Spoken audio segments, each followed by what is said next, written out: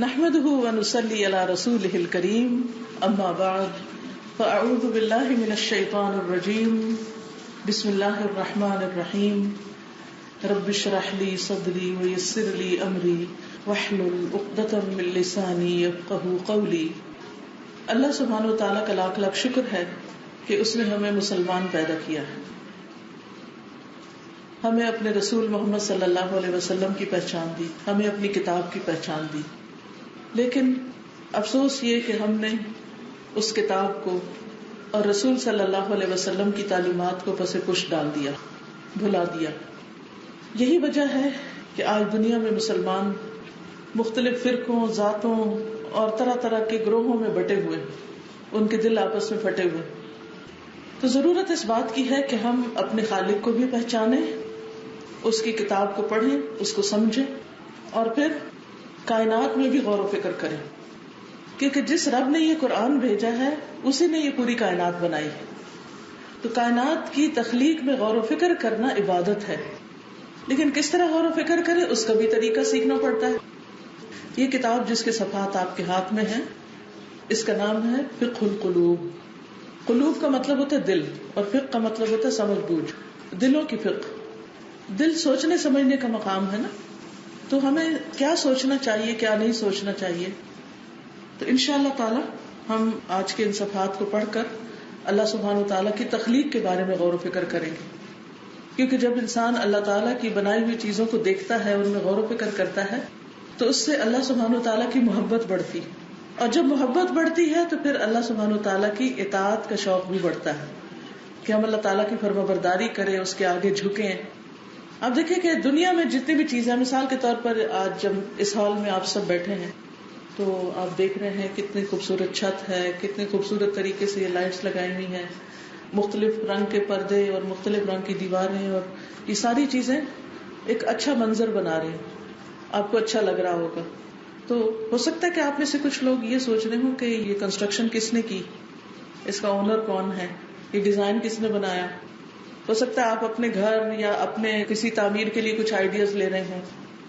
تو انسان جب کسی چیز میں غور و فکر کرتا ہے، انسان جب کسی چیز سے متاثر ہوتا ہے، تو پھر انسان اس چیز کو اپنانے کی بھی کوشش کرتا ہے. تو ہم انشاءاللہ شروع کرتے ہیں پیج 476. انشاءاللہ ساتھ ساتھ آپ پڑھتے جائیں گے، ساتھ ساتھ غور و فکر کرتے جائیں گے. بسم اللہ الرحمن الرحیم.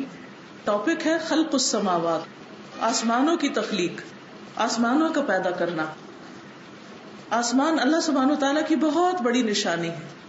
کسی انسان نے نہیں بنایا آسمان، کسی جن نے، کسی اور مخلوق نے نہیں بنایا. یہ صرف اللہ رب العزت ہی ہے جس نے آسمانوں کو تخلیق کیا، اور پھر زمین بھی اسی کی بنائی ہوئی ہے. تو یہاں یہ کہتے ہیں وَخَلْقُ الْأَرْضِ مُتَقَدِّمٌ عَلَى خَلْقِ السَّمَاوَاتِ. زمین کی پیدائش پہلے ہوئی. متقدم کا مطلب ہے یعنی قدیم ہے، پہلے ہے. علی خلق السماوات، آسمانوں کی تخلیق سے، یعنی زمین پہلے بنی پھر آسمان. کما قال سبحانہ، جیسے اللہ سبحانہ تعالیٰ نے فرمایا قل اانکم لتکفرون بالذی خلق الارض فی یومین وتجعلون له اندادا ذلک رب العالمین. قل کہہ دیجئے، اانکم کیا بے شک تم، لتکفرون البتہ تم کفر کرتے ہو، بالذی اس ہستی کا، خلق الارض فی یومین جس نے زمین کو 2 دنوں میں بنا دیا، وتجعلون له اندادا اور تم اس کے لیے شریک ٹھہراتے ہو. یعنی بنانے والا تو اللہ ہے، پھر تم کسی اور کی طرف متوجہ کیوں ہوتے ہو، کسی اور کے در پر کیوں جاتے ہو، کسی اور سے دعائیں کیوں مانگتے ہو، کسی اور کے آگے سجدے کیوں کرتے ہو، کسی اور کے نام کی نظر نیاز اور خیرات کیوں کرتے ہو.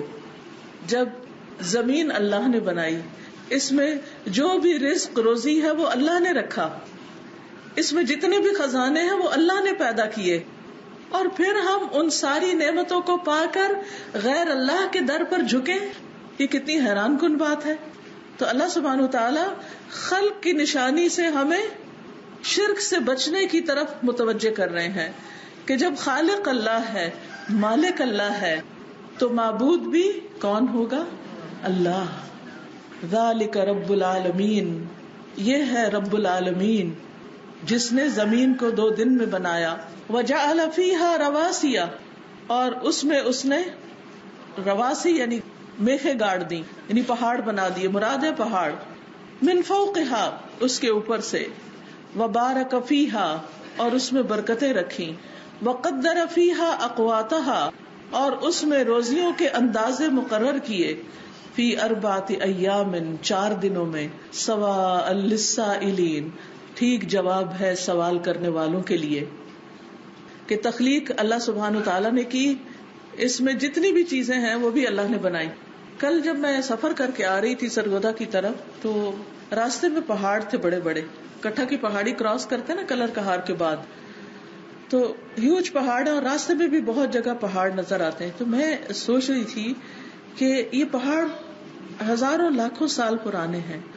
وہ کون سا وقت ہوگا، وہ کیا کیفیت ہوگی جب یہ پہاڑ زمین پر گاڑے جا رہے ہوں گے، رکھے جا رہے ہوں گے، ان کی تخلیق ہو رہی ہوگی، اور اس کے اندر انسانوں کے لیے خزانے رکھے جا رہے ہوں گے، سونے چاندی کے، پیتل اور دیگر جواہرات، کئی قسم کی چیزیں اللہ سبحانہ تعالیٰ نے ان کے اندر ہمارے لیے رکھ دی. اور پھر وہ سالٹ رینج ہے، دنیا کی شاید نمبر 2 بڑی کان ہے نمک کی جو اس علاقے میں پائی جاتی ہے. کافی پہلے مجھے اس کو وزٹ کرنے کا بھی اتفاق ہوا.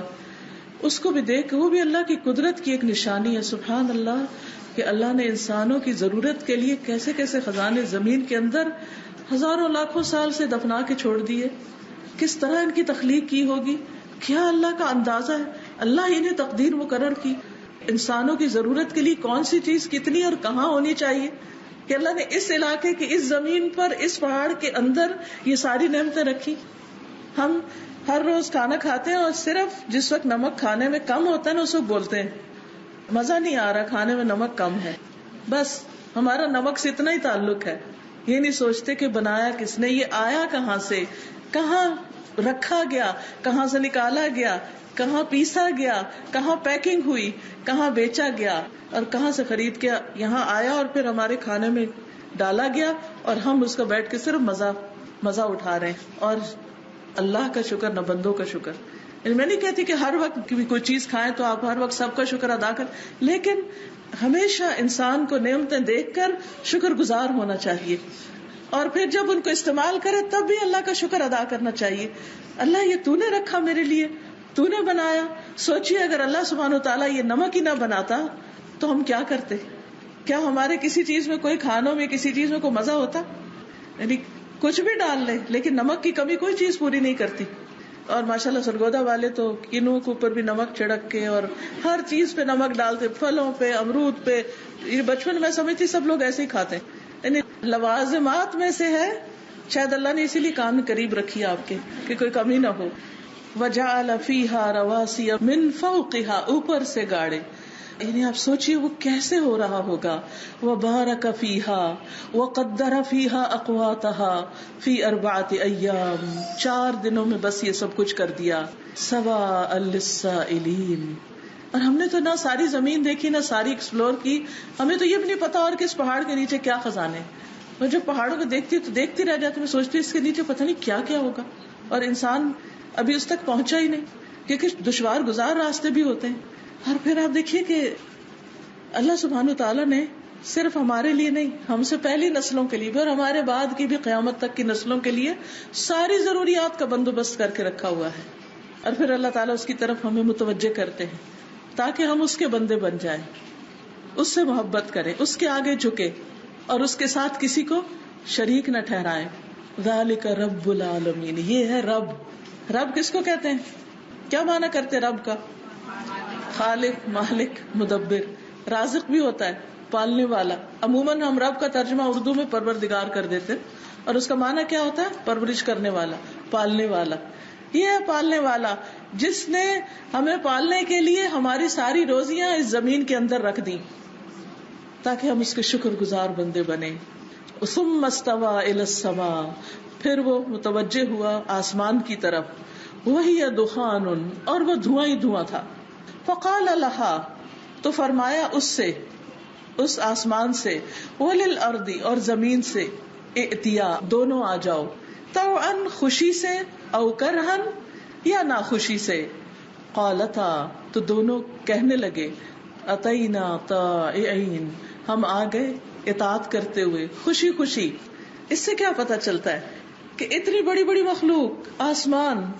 سورۃ النازعات اللہ تعالیٰ فرماتے ہیں اانتم اشد خلقا ام السماء بناها, کیا تم زیادہ مشکل ہو بنانے میں یا آسمان؟ تمہاری تخلیق زیادہ مشکل کام ہے یا آسمانوں کی تخلیق؟ آسمان بڑی چیز ہے. آسمان جیسی چیز کو اللہ نے جب بلایا کہ آؤ اطاعت کے لیے تو کیا ہوا؟ خوشی خوشی آئے. آسمان بھی خوشی سے آئے اور زمین بھی خوشی سے آئی کہ یا رب جو تو کہے گا ہم کریں گے. ہم جائے نماز کی طرف کیسے آتے ہیں؟ ہم آذان سن کے جب رب ہمیں بلاتا ہے تو ہم کیا کرتے ہیں؟ کیا ہم بھی خوشی سے آتے یا بوجھل قدموں کے ساتھ آتے یا آتے ہی نہیں؟ دیکھیں جانا تو ہم نے رب ہی کے پاس ہے نا.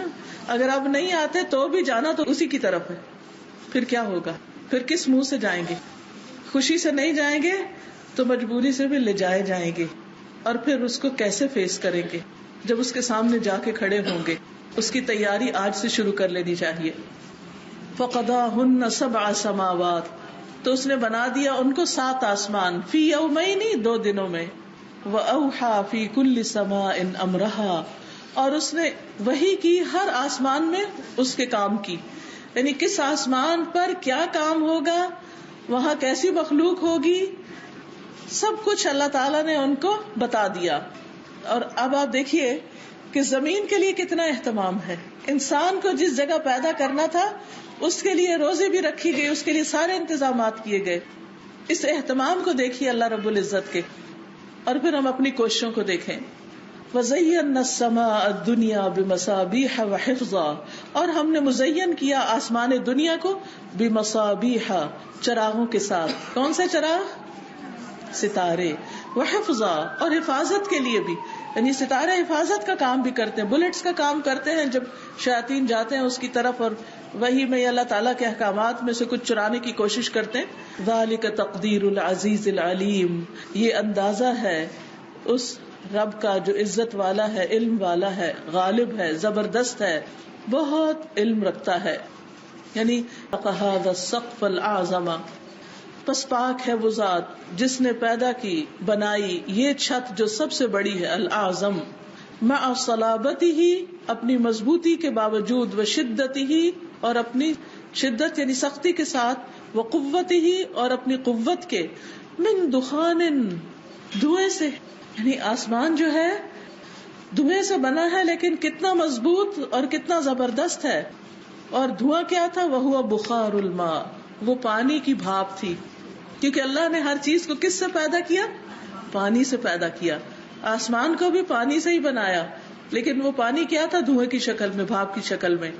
اور اس سے اتنی زبردست چیز بنا دی, اور اتنے ستارے اور سیارے جو اتنے بڑے بڑے جامد چیزیں ہیں. یعنی ایک ایک سٹار اور ایک ایک سورج کو اگر آپ سائز دیکھیں تو زمین سے ہزاروں لاکھوں گنا بڑی چیزیں ہیں آسمانوں میں. یہ سب کچھ کیسے بنایا, کس طریقے سے؟ یعنی عقل حیران ہوتی ہے, کیا کوئی انسان ہے کہ یہ سب کچھ کر سکے؟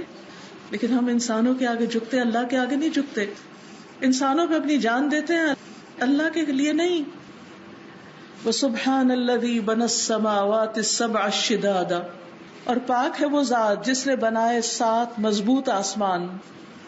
کما قال سبحانہ جیسے اللہ سبحانہ تعالیٰ نے فرمایا, وَبَنَيْنَا فَوْقَكُمْ سَبْعًا شِدَادًا اور بنائے ہم نے تمہارے اوپر 7 مضبوط یعنی آسمان.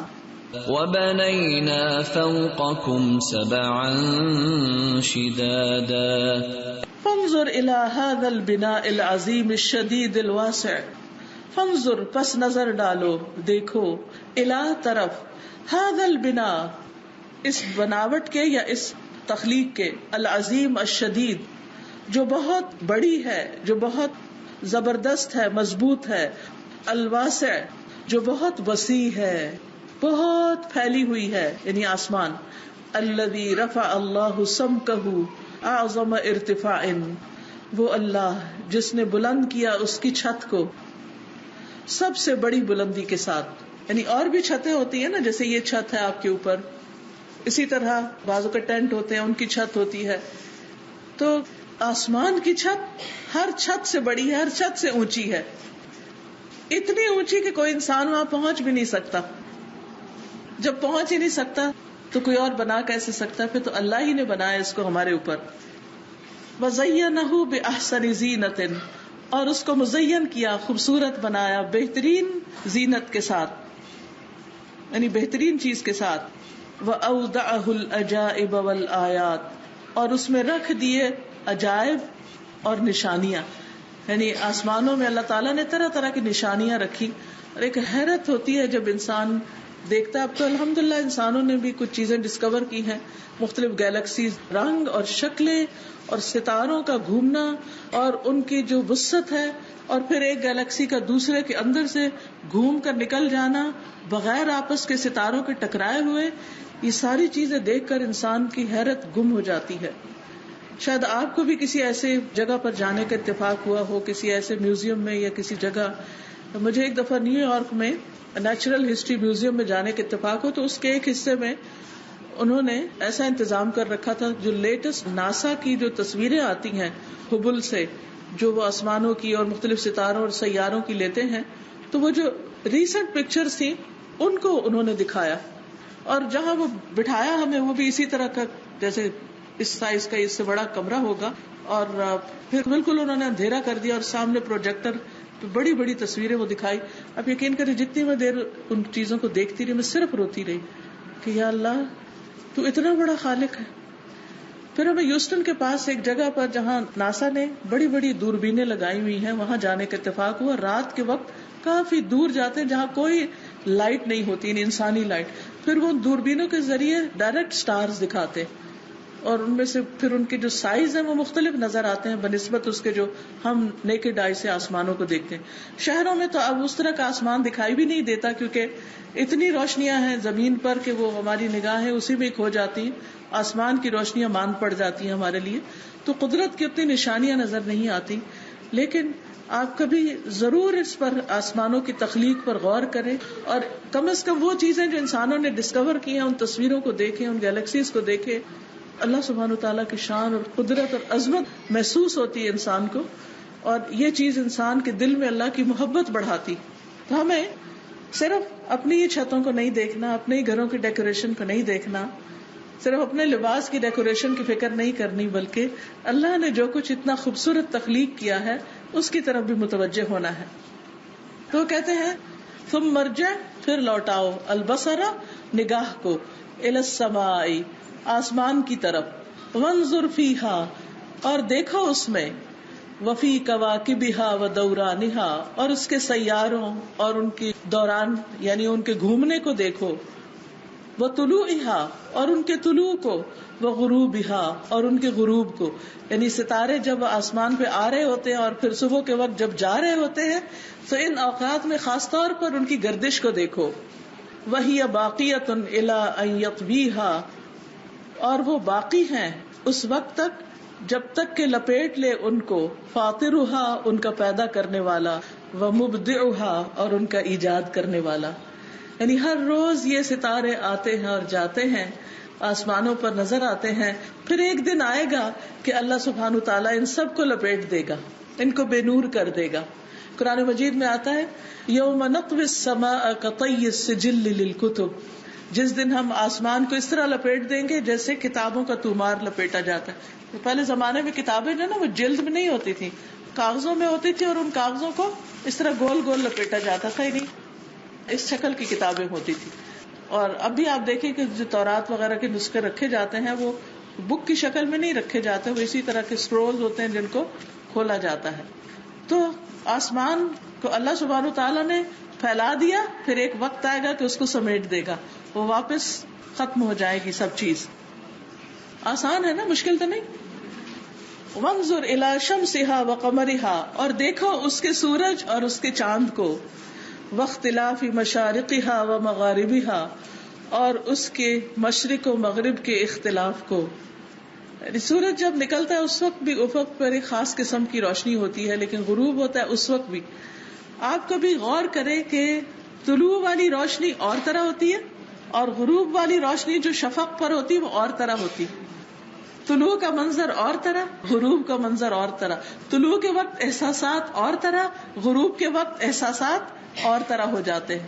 تو طلوع اور غروب کے اوقات میں بھی انسان کو باہر نکل کر اللہ کی قدرت کو دیکھنا چاہیے، اور اگر کوئی اپنی ونڈو سے دیکھ سکتا ہے گھر کے اندر سے بھی تو اسے ضرور ملاحظہ کرنا چاہیے. اس سے انسان کے دل میں اللہ کی یاد پیدا ہوتی ہے، اللہ کے ذکر کو دل چاہتا ہے، منہ سے سبحان اللہ نکلتا ہے، الحمدللہ نکلتا ہے. اور ایک دفعہ الحمدللہ کہنے سے کیا ہوتا ہے؟ زمین و آسمان کے درمیان کی چیز بھر جاتی ہے. اللہ سبحانہ وتعالی بے پناہ خوش ہوتا ہے. وَدَأْ بِهَا فِي الْحَرَكَةِ عَلَى الدَّوَامِ بِأَمْرِ خَالِقِهَا، اور اس کی حرکت کی حالت میں وہ اس کی عادت عَلَى الدَّوَامِ دوام پر، بِأَمْرِ خَالِقِهَا اس کے پیدا کرنے والے کے حکم سے. یعنی کس طرح اللہ سبحانہ وتعالی مسلسل ان کو حرکت میں رکھے ہوئے ہے. من غیر فطور فی حرکتها، بغیر کسی خلل کے ان کی حرکت میں، یعنی اپنے مقرر وقت پر سورج چاند ستارے نکلتے ہیں اور غروب ہو جاتے ہیں. ولا تغیر فی سیرها، اور نہیں کوئی چینج آتا ان کی چال میں. ہماری چالیں بچپن میں کیسی چال ہوتی ہے، کیسی ہوتی بتائیں؟ بچہ کیسے چلتا ہے، پھر ذرا بڑا ہوتا ہے کیسے چلتا ہے، جوانی میں کیسے اتراتا ہے، پھر بڑھاپے میں کیسے چلتا ہے، کتنی جلدی خلل آ جاتا ہے. لیکن ستاروں کی چال، ستاروں کی رفتار، ان کا گھومنا، اس میں کسی قسم کی کوئی رکاوٹ، کوئی خلل، کچھ بھی نہیں. نہ آپس میں ٹکراتے ہیں اور نہ ہی ان کو کوئی روک سکتا ہے، اور نہ ان کو کوئی جلدی ہوتی ہے. وہ دوڑ بھی رہے ہیں لیکن ہمیں کیسے نظر آتے ہیں؟ ان کی سپیڈ ایسے نہیں ہے جو ہمیں دکھتی، ان کی سپیڈ تیز ہے. لیکن اللہ سبحانہ وتعالیٰ کا کتنا بڑا فضل ہے کہ اتنی تیز رفتاری کے باوجود جب ہم دیکھتے ہیں تو پرسکون دیکھتے ہیں. وہ موو کر رہے ہوتے ہیں اور ہمیں لگتا ہے بہت آہستہ آہستہ آہستہ چل رہے ہیں، جبکہ بہت تیز چل رہے ہوتے ہیں. آسمانوں کی وسعتیں بہت زیادہ ہیں اور ہم ایک جگہ دیکھتے پھر دوسری جگہ. پہلے زمان مجھے یاد ہے جب میں بہت چھوٹی تھی اور سرگودا کے گاؤں میں ہی رہتی تھی، تو میری نانی کے پاس ہی میرا بیڈ ہوتا تھا. تو وہ اکثر ایسا ہوتا تھا مجھے ان کی آواز سنائی دیتی تھی، وہ کہتے اب یہ ستارہ یہاں آ گیا ہے تو اٹھنے کا وقت ہو گیا. تو لوگ اس زمانے میں اور آج بھی بہت جگہوں پر ستاروں کے مقامات کو دیکھ کر اپنی صبح کرتے اور اپنے کام کرتے ہیں. یعنی کہ ایک عالمی کلاک ہے جو ہمارے لیے اللہ تعالیٰ نے لگا دی، اور خوبصورتی بھی ہے اور ہمیں بہت سی اور چیزیں بھی اس سے پتہ چلتی. خصوصاً صحراؤں میں راستہ یا سمندر میں راستہ جو ہے وہ ستاروں کے ذریعے ہی دیکھا جاتا ہے. اور اگر ان میں اختلاف پڑ جائے اور ان میں خلل آ جائے اور ستارہ جہاں جس طرف جانا ہے اس کی بجائے کہیں اور چل پڑے تو ہماری کشتیاں بھی کہاں چل پڑے، ہم کہاں پہنچے، پھر ہم اپنی منزل پہ نہیں پہنچ سکتے.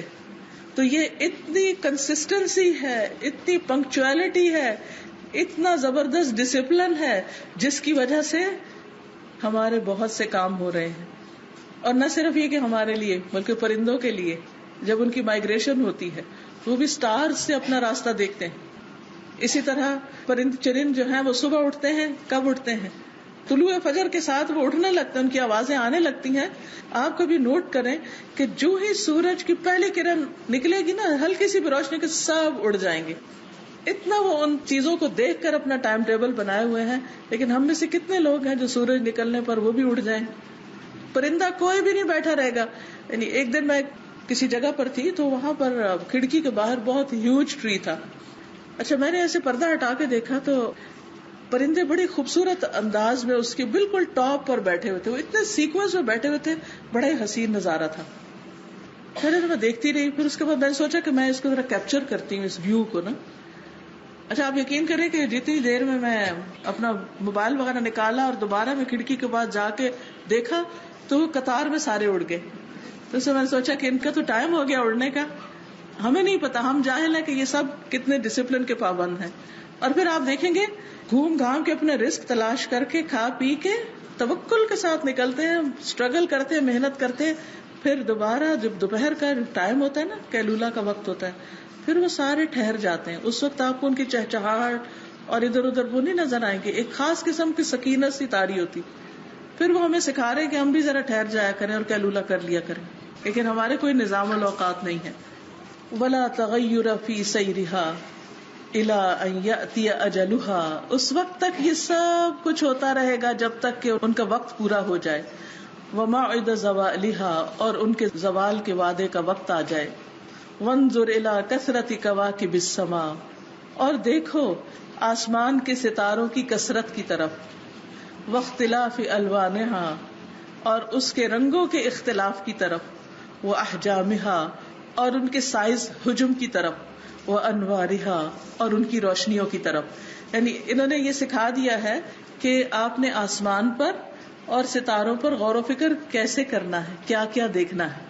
تو جب آپ اپنے بچوں کے ساتھ باہر نکلیں تو ان کو متوجہ کریں کہ دیکھو اس کا رنگ دیکھو، سائز دیکھو، یعنی جو سٹارز کے مختلف سائز ہوتے ہیں ان کی شکلیں دیکھو.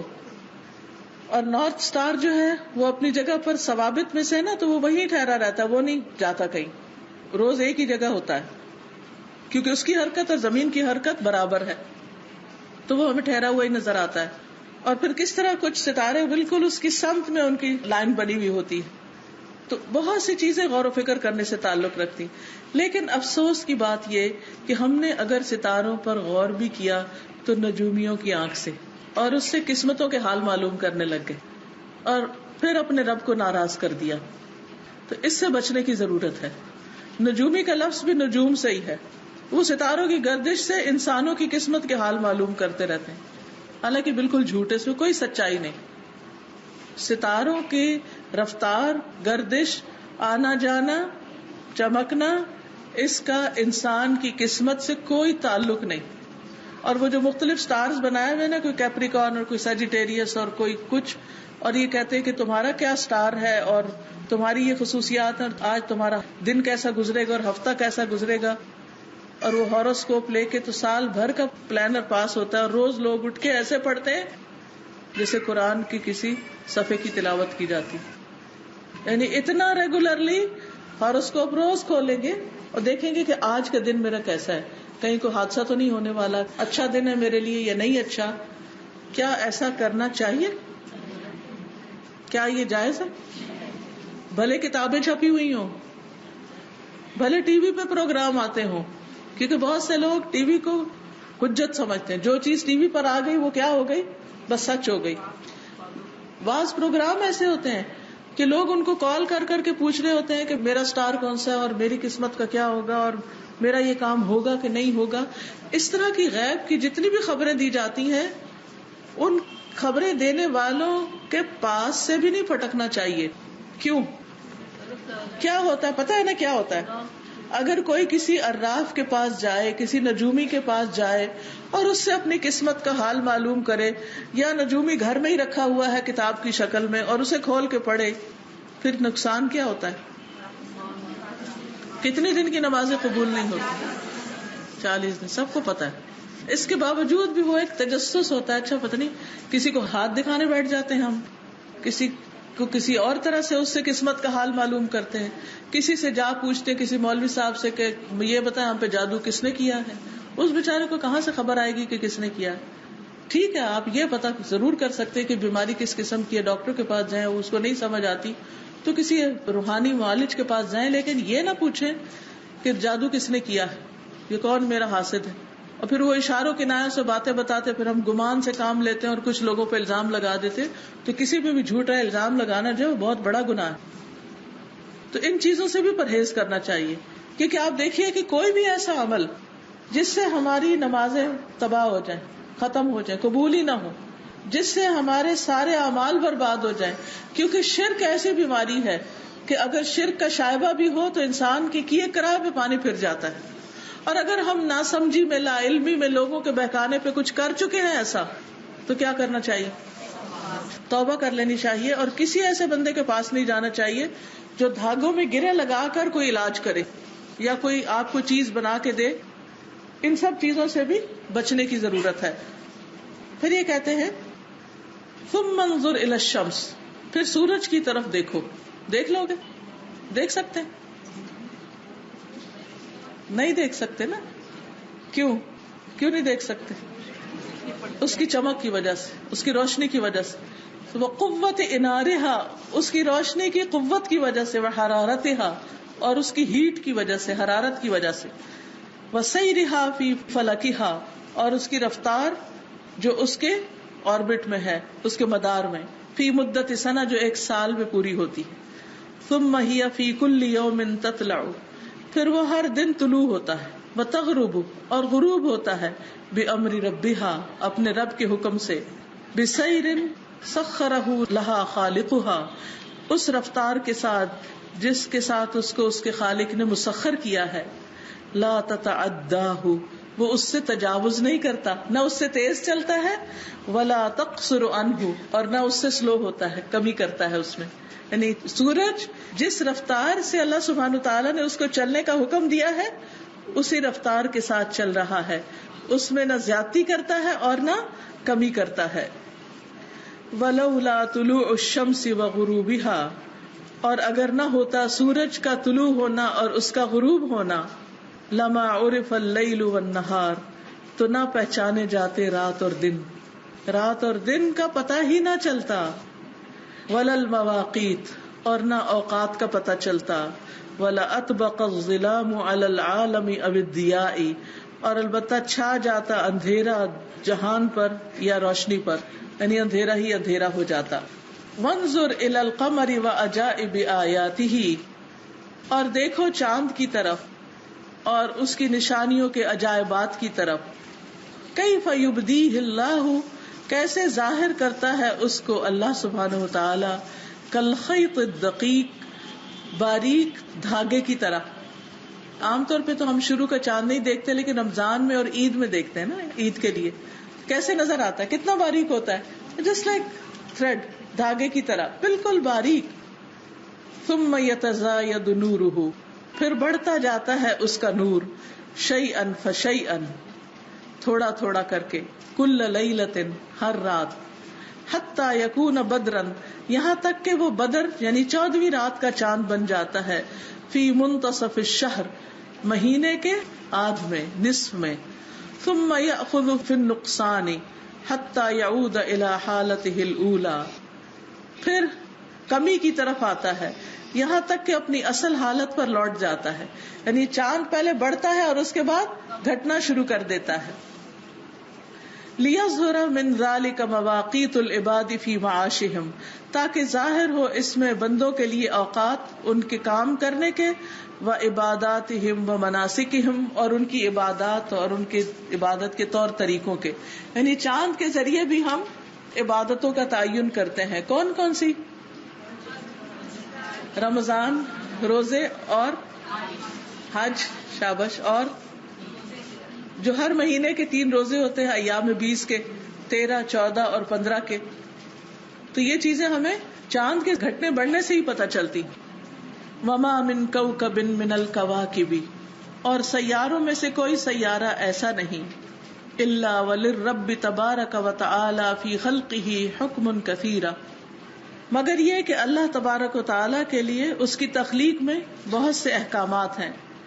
فی حجمہ و مقدارہ، اس کے سائز اور مقدار میں، یعنی کتنی کوانٹٹی ہو. وفی شکلہ و لونہ، اس کی شکل اور اس کے رنگ میں. وفی موضعہ من السماء، اور آسمان میں اس کی جگہ میں. وفی قربہ من وسطہا و بعدہ، اور اس کے وسط سے، اس کے قرب میں، قریب ہونے سے، اس کے جو درمیان کا حصہ ہوتا ہے نا، جیسے گیلیکسی جو اپنے آربٹ میں گھومتی ہے تو سینٹر مراد ہے. وسط کا مطلب سینٹر، یعنی اپنے سینٹر سے وہ کتنا دور ہوگا اور کتنا قریب ہوگا. وفی قربہ من الکوکب الذی یلیہ، اور اس کا فاصلہ اس ستارے سے یا سیارے سے جو اس کے قریب ترین ہے. یعنی آپ دیکھیں نا، ہر ستارے کا فاصلہ دوسرے ستارے سے مختلف ہوتا ہے، کچھ دور ہوتے ہیں اور کچھ ایک دوسرے کے قریب ہوتے ہیں. وفی بعدہ عنہ، اور اس کے بعد سے اس میں. کتفاوت اعضاء البدن واختلافها، جیسے مختلف ہوتے ہیں بدن کے اعضاء اور ان کا اختلاف. یعنی سر اور پاؤں جو ہیں ایک دوسرے سے الگ الگ ہیں، مختلف ہیں، اوپر نیچے ہیں. وتفاوت منافعها، اور ان کا جو نفع ہے اس میں بھی فرق ہوتا ہے، اور فرق ان کے نفع کا. آنکھوں کا کچھ فائدہ ہے، ہاتھوں کا کچھ اور فائدہ ہے، کانوں کا کچھ اور فائدہ ہے. تو یہ ساری چیزیں اللہ سبحانہ تعالیٰ نے اپنی حکمت کے ساتھ تخلیق کی ہیں. وقد امرنا اللہ عز وجل بالنظر فی ملکوت السماوات والارض، اور تحقیق حکم دیا ہے ہمیں اللہ عز وجل نے بالنظر دیکھنے کا، غور کرنے کا، فی ملکوت السماوات والارض آسمان و زمین کی بادشاہت میں، لما فیہا من الآیات والعبر جو بھی اس میں نشانیاں اور عبرتیں ہیں، التی تزید الایمان جو ایمان میں اضافہ کرتی ہیں، کما قال سبحانہ جیسے اللہ سبحانہ تعالی نے فرمایا، قل انظروا ماذا فی السماوات والارض، کہہ دیجئے کہ دیکھا کرو، دیکھو جو کچھ ہے آسمانوں اور زمین میں، وما تغنی الآیات والنذر عن قوم لا یؤمنون، اور نہیں کام آتی نشان جو ایمان نہیں رکھتے، وہ یہ ساری چیزیں دیکھتے ہیں لیکن اپنے رب کو نہیں پہچانتے۔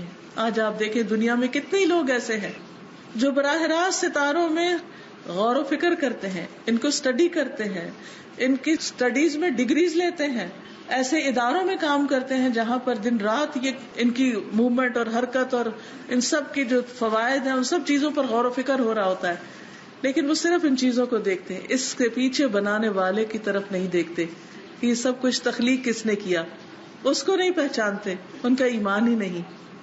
تو ایمان والوں کا غور و فکر اور دوسروں کا غور و فکر فرق ہوتا ہے۔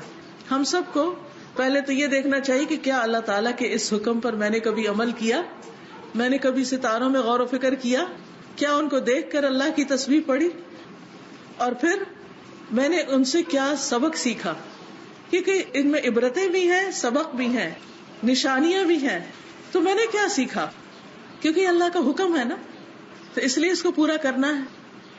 والنظر الى السماء نوعان، آسمان کی طرف نظر دو طرح کی ہوتی، الاول نمبر 1 نظر الیہا بالبصر الظاہر، آسمان کی طرف ظاہری نظر سے دیکھنا، سامنے سے دیکھنا، فیرا مثلا زرقۃ السماء ونجومها وعلوها وسعتها، مثلا دیکھا جاتا ہے آسمان کی نیلاہٹ کو، نیلے رنگ کو، زرقت، ونجومها اور اس کے ستاروں کو، وعلوها اور اس کی بلندی کو، وسعتها اور اس کی وسعت کو، وہذا نظر اور یہ ایسی نظر ہے، یشارک فیہ الانسان جس میں مشترک ہے انسان، غیرہ اپنے علاوہ کے ساتھ، من الحیوانات حیوانوں وغیرہ سے، یعنی یہ تو حیوان بھی دیکھتے ہیں، کیا دیکھتے ہیں، تو آسمان نظر آ رہا ہے، وہ بہت اونچا ہے، تو جیسے جانور دیکھتے ہیں، اگر ہم بھی صرف یہی دیکھیں کہ بس اونچا ہے، بڑا ہے، نیلے رنگ کا ہے، بس بات ختم، یہ تو صرف ظاہری نظر ہے، صرف اتنا نہیں دیکھنا، وَلَيْسَ هُوَ الْمَقْصُودُ اور یہ مقصود بھی نہیں کہ صرف اتنی چیزوں پر غور و فکر کر لیں۔ الثانی نمبر 2 ان يتجاوز هذا الى النظر بالبصیرۃ الباطنۃ کہ تجاوز کرے یہ بصیرت کی نظر سے جو چھپی ہوئی ہے۔ دیکھیے 2 آنکھیں سر میں ہیں اور 2 آنکھیں دل میں بھی ہیں، یعنی یہ جو اوپر ظاہر چیزوں کو دیکھتی ہیں، پھر یہ دیکھ کر اندر جو ہمارے دل تک سب کچھ جاتا ہے، پھر دل جاگتا ہے، پھر دل دیکھنے لگتا ہے۔ تو کہتے ہیں دل کی نظروں سے دیکھو آسمان کو، صرف ظاہر کی نظروں سے نہیں، باطنی بصیرت سے ان چیزوں کی طرف دیکھو۔ فتفتح له ابواب السماء تو کھول دیے جائیں گے اس کے لیے آسمان کے دروازے، جو دل کی آنکھوں سے دیکھے گا اس کے لیے آسمان کے دروازے کھل جائیں گے۔ فیجول فی اقطارها وملکوتها تو وہ پھر گھومے گا اس کے تار میں، یعنی آس پاس کناروں پر، اور اس کی بادشاہت میں، وبین ملائکتها اور اس کے فرشتوں کے درمیان، یعنی انسان امیجنیشن میں پہنچ جائے گا آسمان میں اور دیکھے گا کہ کیسے کیسے فرشتے ہیں، یعنی ہم ان ظاہری آنکھوں سے نہیں دیکھ رہے، اب دل کی بات ہو رہی، کیونکہ حدیث میں یہ ساری باتیں ہمیں بتائی گئی ہیں۔ تو جب وہ علم ہمارے پاس آتا ہے اور اس علم کے ساتھ جب ہم آسمان کو دیکھتے ہیں تو ہمیں اور چیزیں نظر آنے لگتی ہیں۔ کون سے فرشتے؟ الذین یسبحون اللیل والنہار جو رات اور دن تسبیح کر رہے ہیں، لا یفترون رکتے ہی نہیں، سٹاپ ہی نہیں کرتے، دم ہی نہیں لیتے، کسی وقت نان سٹاپ۔ کبھی ہم نے ایسی کوئی تسبیح کی 1 گھنٹے کے لیے بھی کہ ہم تسبیح کریں اور بیچ میں بات نہ کریں، بیچ میں سو نہ جائیں، بیچ میں کچھ اور باتیں نہ سوچنے لگے، بیچ میں تسبیح چھوڑ کے موبائل نہ اٹھا لیں؟ کتنی ڈسٹریکشن ہے، لیکن فرشتوں کے لیے کوئی ڈسٹریکشن نہیں، کنٹینیوسلی تسبیح کرتے ہیں. ولا یعصون اللہ ما امرہم، اور وہ نافرمانی نہیں کرتے اللہ کی جو اس نے ان کو حکم دیا ہے. وَيَفْعَلُونَ مَا يُؤْمَرُونَ، اور وہ کرتے ہیں جو وہ حکم دیے جاتے ہیں، یعنی اپنے کام بھی کرتے ہیں اور تسبیح بھی کرتے ہیں. اچھا ہم جب کام کرتے ہیں تو تسبیح یاد نہیں رہتی، تسبیح کرتے ہیں تو کام نہیں کرتے. فرشتے دونوں چیزوں کو کمبائن کیے ہوئے ہیں، اپنے اپنے کام بھی کر رہے ہیں اور تسبیح بھی کر رہے ہیں. یہ بھی ہم نے سیکھنا ہے فرشتوں سے، ٹھیک ہے. وَيَرَى أَنبِيَاءَ اللَّهِ، اور انسان دیکھتا ہے اللہ کے نبیوں کو، وَرُسُلَهُ، اور اس کے رسولوں کو دل کی آنکھوں سے. الذین بلغوا دینہ الی عبادہ، وہ لوگ جنہوں نے اس کے دین کو اس کے بندوں تک پہنچایا. آدم فی السماء الدنیا، آدم آسمان دنیا میں ہے، پہلے آسمان پر ہے آدم علیہ السلام، پتہ ہے سب کو. نبی صلی اللہ علیہ وسلم جب معراج پر گئے تھے تو آپ کی ملاقات ہوئی تھی آدم علیہ السلام سے. وابراہیم فی السماء السابعہ، اور ابراہیم علیہ السلام کہاں ہے؟ 7ویں آسمان میں. وغیرہم فی السماوات الاخرى، اور دوسرے انبیاء ان کے علاوہ آسمانوں میں. نیچے اور اوپر والے کی بات بتا کے باقیوں کو خود فائنڈ آؤٹ کریں. ثم یفتح له باب بعد باب، پھر اس کے لیے ایک کے بعد ایک دروازہ کھولا جاتا ہے. تا ينتهي به سیر القلب الى عرش الرحمن، یہاں تک کہ دل کی سیر رحمان کے عرش تک پہنچتی ہے. فینظر سعته وعظمته، پھر وہ دیکھتا ہے اس کی وسعت اور عظمت کو، کیونکہ عرش اللہ کی مخلوق میں سب سے بڑی چیز ہے، آسمانوں سے بھی بڑی. سارے آسمان اللہ کی کرسی کے آگے جو فٹ سٹول ہے ایسے ہے جیسے صحرا میں پڑی ایک مندری، چھوٹی سی رنگ، اور عرش اس کے سامنے کرسی ایسے ہے جیسے چھوٹی سی مندری. سوچئے کہ پھر زمین کہاں اور اس میں ہم کہاں، ہم تو ایک ڈاٹ جتنے بھی نہیں ہیں، پھر اتنا تکبر کرتے ہیں. ہماری کوئی ہستی نہیں اس عرش کے سامنے، اگر اس کے سامنے نہیں تو عرش والے کے سامنے کہاں ہوگی. جھکی جانا چاہیے، سجدے میں ہی پڑے رہنا چاہیے. حق تو یہ ہے کہ حق ادا نہ ہوا.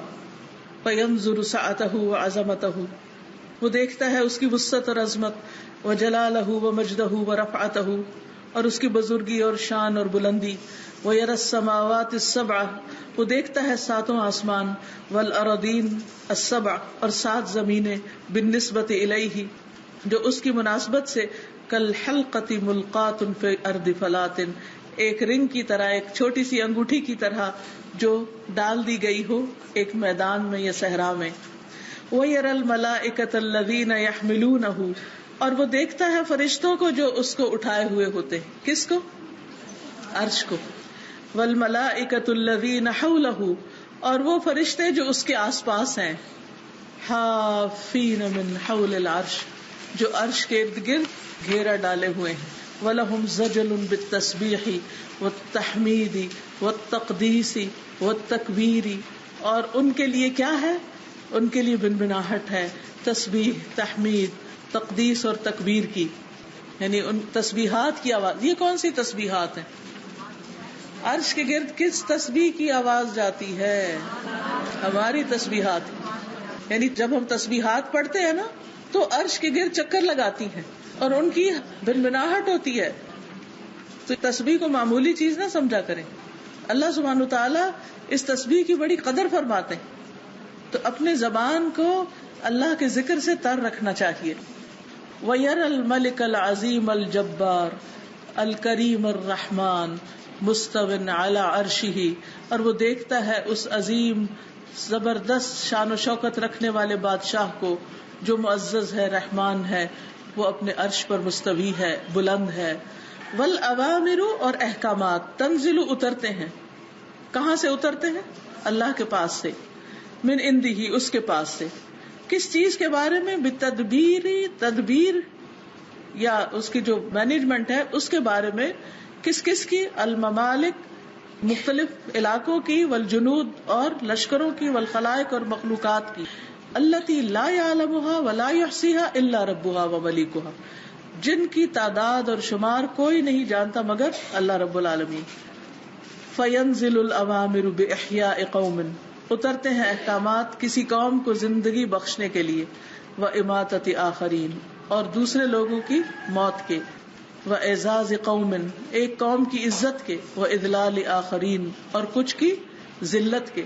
وانشاء ملک، اور کسی بادشاہت کے پیدا ہونے کے، وسلب ملکن اور کسی کے چھیننے کے، وہ جبری کثیرن اور جوڑنے کے کسی ٹوٹی ہوئی چیز کو، وہ اغناء فقیرن اور غنی کرنے کے کسی فقیر کو، کہ فلاں جو بڑا حاجت مند ہے اس کو غنی کر دیا جائے، وہ شفاء مریدن اور بیمار کی شفا کے، وہ اغاثت ملہوفن، اغاثہ ہوتا فریاد رسی، اور مصیبت زدہ کی فریاد رسی کے، وہ نصر مظلومن اور مظلوم کی مدد کے، وہ ہدایت حیران اور بھٹکنے والے کی ہدایت کے، وہ تفریج کرب اور تکلیف کی دور کرنے کے، وہ مغفرت ذنب اور گناہ کی بخشش کے، وہ کشف در اور تکلیف کے دور کرنے کے، یعنی یہ سارے احکامات اللہ کی طرف سے آتے ہیں، وہ تحویل نعمت من محل الی محل اور نعمت کے ایک جگہ سے دوسری جگہ پھیر دینے کے، وغیر ذالک اور اس کے علاوہ، یعنی دنیا میں جتنی بھی چینجز ہو رہی ہیں یہ سب اللہ کے حکم سے ہوتی ہیں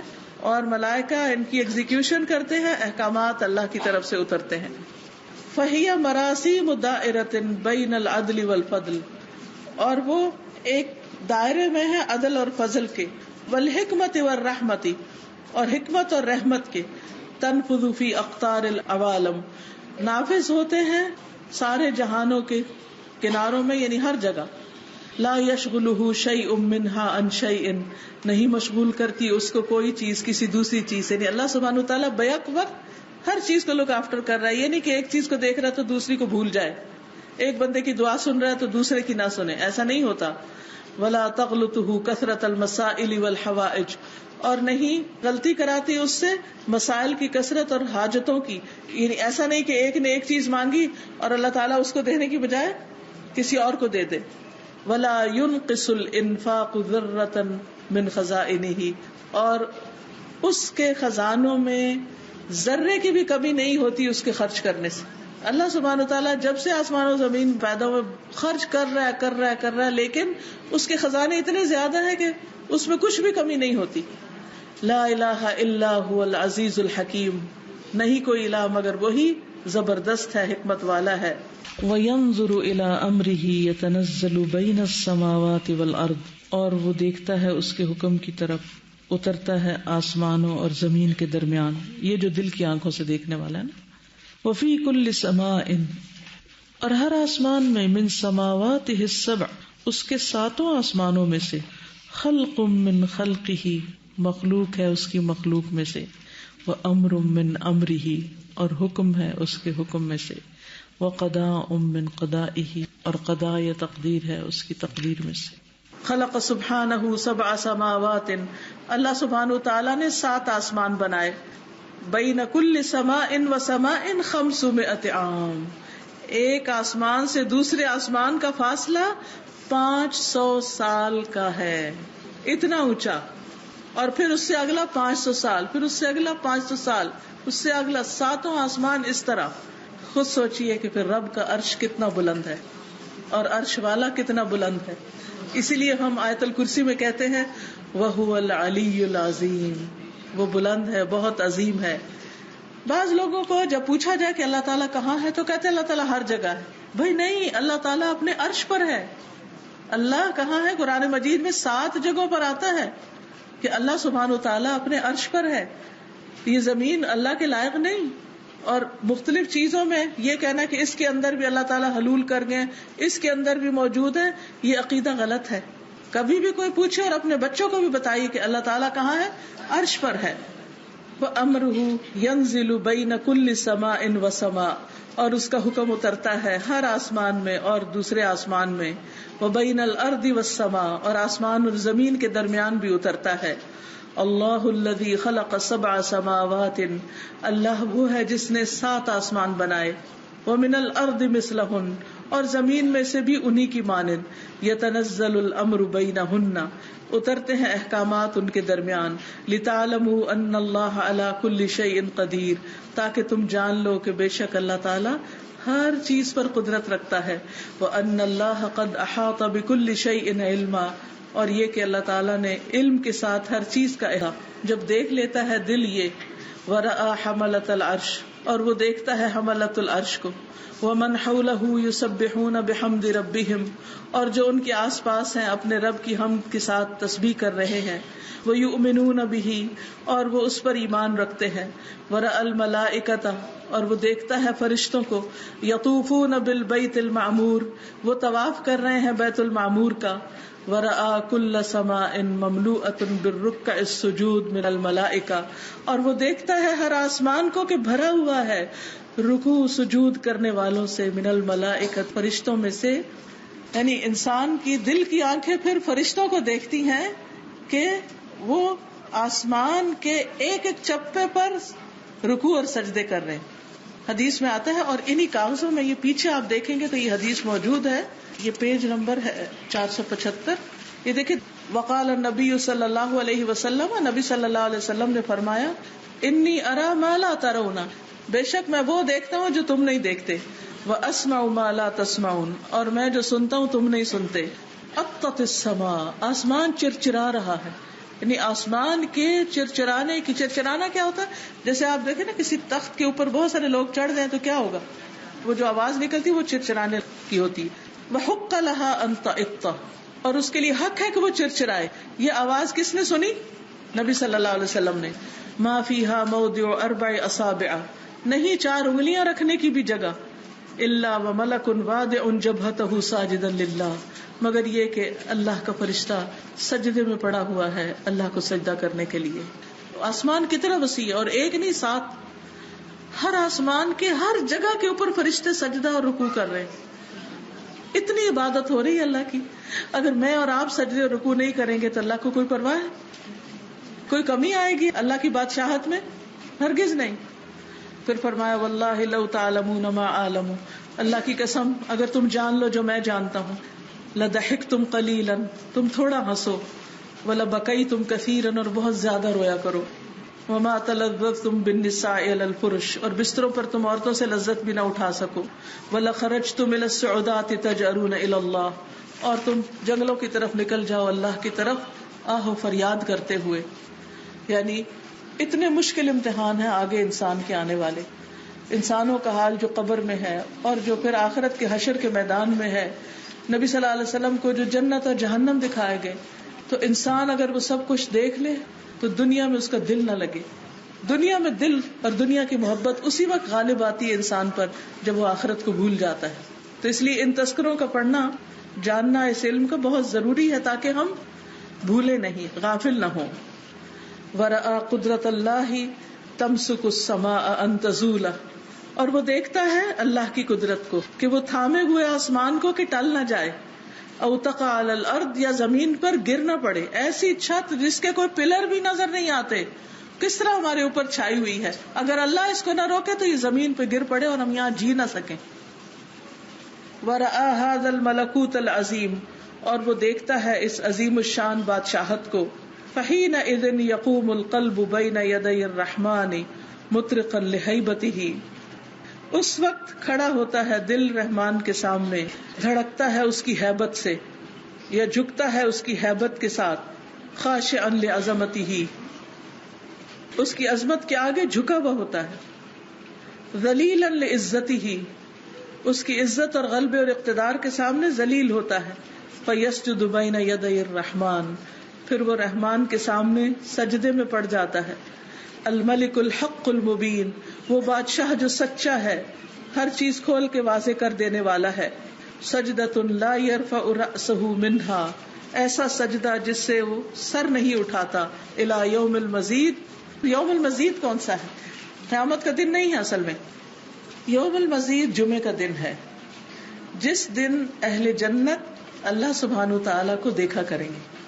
جنت میں ایسے میدان ہیں جہاں مسک کے ٹیلے ہیں خوشبو کے، اور وہاں پر اللہ تعالیٰ کے جو قریب بندے ہیں ان کے لیے کرسیاں لگائی جائیں گی، اور کچھ لوگ ان پر بیٹھیں گے، کچھ لوگ ٹیلوں پر بیٹھیں گے اور اللہ تعالیٰ کا دیدار کریں گے. اسی کے بارے میں سورۃ القمر میں آتا ہے کہ عند ملیک مقتدر، کہ با اقتدار بادشاہ کے پاس یعنی اللہ کے مقرب بندے بیٹھیں گے. ان المتقین فی جنات ونہر، متقی لوگ باغوں اور نہروں میں ہوں گے.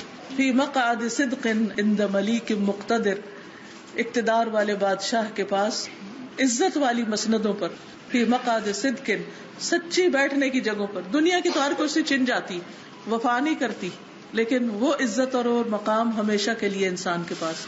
پھر جب وہ لوگ اپنے گھروں میں واپس جائیں گے تو گھر والے کہیں گے تم لوگ تو پہلے سے بھی زیادہ خوبصورت ہو گئے، کیونکہ وہ ایسی ہوا چلے گی، وہ خوشبو اور وہ رنگت، اور اللہ سبحانہ وتعالیٰ کے چہرے کی طرف دیکھیں گے.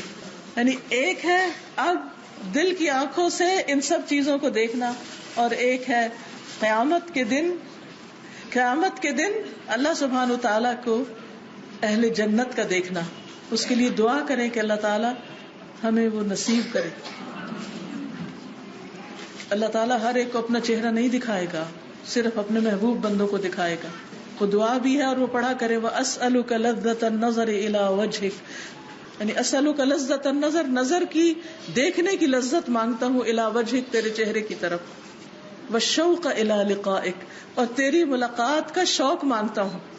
ہم سب اپنے دلوں کو کھنگالیں، کتنا شوق ہے اللہ سے ملنے کا؟ کیا اس کا کوئی انتظار ہے؟ اس کی کوئی تیاری ہے؟ دنیا میں سے بھی جب آپ کسی محبوب بندے کو ملتے ہیں تو کتنی تیاریاں کرتے ہیں. اپنے دوستوں کو ملنے کے لیے جاتے ہیں، کتنے خوش ہوتے ہیں، کتنی پلاننگ کرتے ہیں، کیا کیا کرتے ہیں. اللہ سبحانہ وتعالیٰ سے ملنے کے لیے ہماری کیا تیاری ہے کہ اللہ تیری خاطر، تیرے چہرے کو دیکھنے کی خاطر میں صدقہ کر رہا ہوں، تیری خاطر جھک رہا ہوں، تیری خاطر میں لوگوں کو معاف کر رہا ہوں، تیری خاطر میں تیرے راستے میں نکل رہا ہوں. ہم میں سے کتنے لوگ ہیں جو اس طرح سوچیں؟ جب اللہ کے چہرے کے دیدار کا شوق لگ جاتا ہے نا انسان کو، دنیا کی ہر چیز چھوٹی نظر آنے لگتی.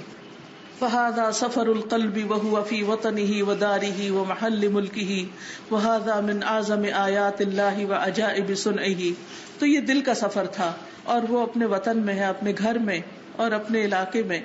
وَهَذَا، اور یہ من اعظم آیات اللہ، اللہ کی بڑی نشانیوں میں سے ہے. وَعَجَائِبِ صُنْعِهِ، اور اس کی صنعت کی عجیب و غریب چیزوں میں سے. فَيَا لَهُ مِن سَفَرٍ مَا أَبْرَكَهُ وَأَرْوَحَهُ، تو کتنا خوش قسمت ہے وہ جس کا یہ سفر ہے، کتنا بابرکت اور کتنا روحانی. وَمَا أَعْظَمَ ثَمَرَتُهُ وَرِبْحُهُ، کتنا عظیم ہے اس کا پھل اور اس کا نفع. وَمَا أَسْعَدَ صَاحِبُهُ، اور کتنا خوش قسمت ہے ایسا کرنے والا. وَهَذِهِ السَّمَاوَاتُ السَّبْعُ الْعَظِيمَةُ، اور یہ 7 عظیم الشان آسمان، عَلَىٰ اتِّسَاعِهَا وَكِبَرِهَا وَعَظَمَتِهَا، اپنی وسعتوں، بڑائیوں اور عظمتوں کے باوجود. يَطْوِيهَا الْعَزِيزُ الْجَبَّارُ يَوْمَ الْقِيَامَةِ بِيَمِينِهِ، لپیٹ دے گا زبردست جبار قیامت کے دن اپنے دائیں ہاتھ میں لپیٹ لے گا. وَهِيَ فِي يَدِهِ أَصْغَرُ مِنَ الْخَرْدَلَةِ، یہ 7 آسمان اور زمینیں اس کے ہاتھ میں رائی کے دانے سے بھی چھوٹے ہوں گے. سبحان اللہ، کتنا عظیم ہے رب. کما قال سبحانہ، جیسے اللہ تعالیٰ نے فرمایا یوم نطوی السماء کطی السجل للکتب، جس دن لپیٹ دیں گے ہم آسمان کو جس طرح تومار لپیٹا جاتا ہے کتب کے لیے. کما بدأنا اول خلق، جیسے ہم نے پہلی دفعہ پیدا کیا، نعیدہ، اس کے اعادہ کریں گے. وعدا علینا، وعدہ ہے ہم پر، ذمے ہیں ہمارے. انا کننا فاعلین، بے شک ہم یہ کرنے والے ہیں. اب تم پیدا ہوئے نا، مرنے کے بعد پھر دوبارہ پیدا ہوگے. وجاء حبر الى النبی صلی اللہ علیہ وسلم، اور ایک یہودی عالم نبی صلی اللہ علیہ وسلم کے پاس آیا.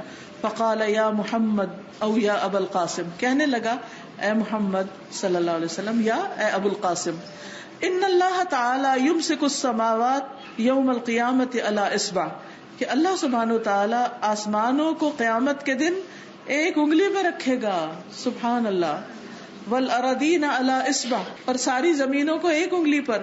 والجبال والشجر علی اصبع، سارے پہاڑوں اور درختوں کو ایک انگلی پر. والماء والثرى علی اصبع، اور سارا پانی اور تری ایک انگلی پر. کیسے کتنے بڑے بڑے سمندر ہیں. وسائر الخلق علی اصبع، اور باقی ساری مخلوق کو ایک انگلی پر. ثم یہزہن، پھر ان کو وہ ہلائے گا، یعنی ان کو گردش دے گا، ہلائے گا. فیقول، پھر فرمائے گا انا الملک، میں ہوں بادشاہ. انا الملک، میں ہوں بادشاہ. یعنی نبی صلی اللہ علیہ وسلم نے جب اس کی بات سنی، فضحک رسول اللہ صلی اللہ علیہ وسلم تعجبا مما قال الحبر، تو ہنس پڑے نبی صلی اللہ علیہ وسلم تعجب کرتے ہوئے اس بات سے جو اس خبر نے اس یہودی عالم نے کہی تھی، تصدیقا لہ، اس کی تصدیق کرتے ہوئے. ثم قرأ، پھر آپ نے یہ آیت پڑھی، وما قدر اللہ حق قدرہ، اور انہوں نے قدر نہیں کی اللہ کی جیسے حق تھا اس کی قدر کا. والارض جمیعا قبضتہ یوم القیامۃ، اور زمین ساری کی ساری اس کی مٹھی میں ہوگی قیامت کے دن. والسماوات مطویات بیمینہ، اور آسمان اس کے دائیں ہاتھ میں لپٹے ہوئے ہوں گے. سبحانہ وتعالی عما یشرکون، پاک ہے وہ اور بہت بلند ان سب چیزوں سے جو وہ شریک ٹھہراتے ہیں، یعنی سارے معبودوں سے اور یعنی شریکوں سے. اعظم اللہ، خبردار سن لو کتنا عظیم ہے اللہ. وما اعظم خلقہ، کتنی بڑی ہے اس کی مخلوق. وما اعظم قوتہ، اور کتنی بڑی ہے اس کی قوت. فسبحان ذی الجبروت والملکوت والکبریاء والعظمۃ، پاک ہے وہ جو بزرگی اور بادشاہت، کبریائی اور عظمت کا مالک ہے. وخلق السماوات والارض اکبر من خلق الناس، آسمان و زمین کی پیدائش مخلوق کی پیدائش سے کہیں بڑی ہے. فالناس بالنسبة الى خلق السماوات والارض من اصغر ما يكون، اور آسمان و زمین کی تخلیق کے مقابلے میں انسانوں کی تخلیق سب سے چھوٹی چیز ہے جو وہ ہو سکتی ہے، یعنی حقیر ترین ہے انسان ان کے سامنے. فالذی خلق الاجرام العظیمۃ واتقنها، تو وہ جس نے عظیم الشان ستارے سیارے بنائے، اجرام خلقی، اور ان کو مضبوط بنایا. قادر علی اعادۃ الناس بعد موتہم، وہ اس پر قادر ہے کہ بندوں کو ان کی موت کے بعد دوبارہ پیدا کرے. من باب اولا واحرا، اور یہ اس سے زیادہ بڑا اور زیادہ لائق ہے. فما بال اکثر الناس لا یعتبرون بذلک، تو کیا حال ہے اکثر لوگوں کا، وہ اس کا کوئی اعتبار ہی نہیں کرتے، اس کے بارے میں سوچتے ہی نہیں. ولا یجعلونہ منہم علی بال، اور نہ اس کو اپنے خیال میں لاتے ہیں. لخلق السماوات والارض اکبر من خلق الناس، آسمان و زمین کی پیدائش انسانوں کی پیدائش سے زیادہ بڑی چیز ہے. ولکن اکثر الناس لا یعلمون، لیکن لوگوں کی اکثریت جانتی نہیں. علم آیات اللہ فی خلق السماوات السبع الشداد، خبردار کتنی عظیم ہے اللہ کی نشانیاں جو ساتوں مضبوط آسمانوں کی پیدائش میں ہیں. من علوھا وسعتھا وکبرھا وعظمتھا، ان کی بلندی، وسعت، بڑائی اور عظمت کے سامنے. ولونھا الحسن، اور ان کے خوبصورت رنگ کے سامنے. واتقانھا العجیب، اور ان کے عجیب مضبوطی کے سامنے. وما فیہا من النجوم والکواکب، اور جو بھی ان میں ستارے سیارے پائے جاتے ہیں. الثوابت والسیارات، وہ جو ایک جگہ ہیں اور وہ جو گھوم رہے ہیں. ثوابت ہوتے ہیں جو ایک جگہ ہیں. والشمس والقمر، اور سورج اور چاند. النیرات، چمکتے ہوئے. جعلها اللہ سقفا للارض، اللہ نے آسمان کو زمین کے لیے چھت بنایا. وحفظها من السقوط، اور حفاظت کی اس کی گرنے سے. فهل يتعظ الانسان، تو کیا نصیحت پکڑے گا انسان. وَيَتَدَبَّرُ خَلْقَ هَذِهِ السَّمَاوَاتِ السَّبْعِ اتِّبَاقٍ، اور غور و فکر کرے گا ان ساتوں آسمانوں کی تخلیق میں جو اوپر تلے ہیں. وَمَا فِيهَا مِنَ الْآيَاتِ وَالْعِبَرِ، اور جو بھی ان میں نشانیاں اور عبرتیں پائی جاتی ہیں. وَجَعَلْنَا السَّمَاءَ سَقْفًا مَحْفُوظًا، اور بنایا ہم نے آسمان کو محفوظ چھت، پرسکون ہے، ڈر نہیں لگتا اس کو دیکھ کے کہ گر پڑے گی. اپنے چھت کو دیکھ کے اکثر خوف آتا ہے کہیں زلزلہ نہ آ جائے اور یہ گر نہ پڑے، لیکن آسمان کو دیکھ کے نہیں یہ ڈر آتا. وَهُمْ عَنْ آيَاتِهَا مُعْرِضُونَ، اور وہ اس کی نشانیوں سے منہ موڑے ہوئے ہیں، غافل ہیں. تو اللہ تعالیٰ سے دعا ہے کہ وہ ہمیں ان نشانیوں پر غور و فکر کی توفیق عطا فرمائے. الحمدللہ لیسن مکمل ہوا. سبحانک اللہم وبحمدک، اشہد ان لا الہ الا انت، استغفرک واتوب الیک. السلام علیکم ورحمۃ اللہ وبرکاتہ.